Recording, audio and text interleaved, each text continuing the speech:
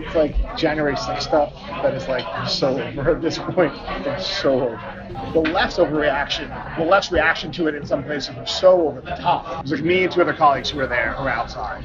And we were just like, dude, come on. Like, you were not in any danger. Matthew Rosenberg is a Pulitzer Prize-winning national security correspondent for the New York Times. In multiple meetings with one of our undercover journalists, Rosenberg reveals a lot about the inner workings and inner turmoil at the Times. For starters, he doesn't hesitate to undermine his own paper's coverage of the events that took place in our nation's capital on January 6, 2021, and chides corporate media's reaction, or in his own words, overreaction. Like, I think you could tell how much fun we had on January 6th. Oh, that's great. Are you allowed to have that much fun on January 6th? Are you supposed to be mourning? I know. So if you're traumatized. But like, all these colleagues who are in the building, a little younger, who's like, oh my God, this is so scary. I'm like, oh, Is that really the vibe there? From them. I'm like, come on. Like, it's not the kind of place I can say tell somebody to man up, but I kind of want to. You're like, dude, come on. Like, you were not in any danger. Got in Zolan, got in Adam, Goldman, woman Sabrina Tavarese, a bunch of photographers. Then there were people inside the Capitol. Yeah, who was inside?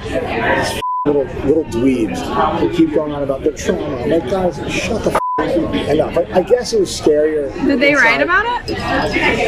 Oh God, please tell me who so I can read. I don't know if they wrote about their trauma. This chick named Emily Cochran and this guy named Nick Fandos. They're both like in their 20s. Nick Fandos? Fandos. They covered, Nick doesn't anymore, they covered comments.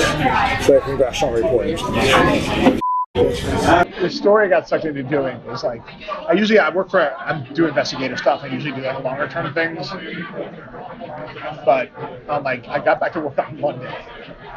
And the managing editor had a great idea that he could have had a month ago, which was like, me and a colleague had done like a very long 7,000 word story last year in February about like kind of the big lie about the Stop the Steal campaign, which was a very organized campaign. It wasn't like an organic thing. He's like, can we do like part 2 of that, like what's going on in the years from January 6th, and kind of like memory holing it, like making it it's no big deal? Yeah, we can do that.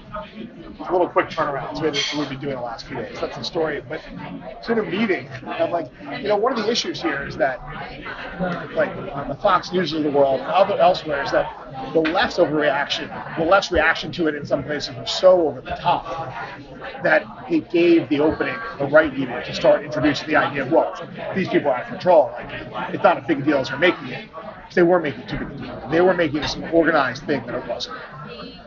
And that gave the opening for the lunatics on the right to be like, oh, well, nothing happened here. It was just a peaceful bunch of tourists, And it's like, but nobody wants to hear that. Not as big of a deal as the media made it out to be?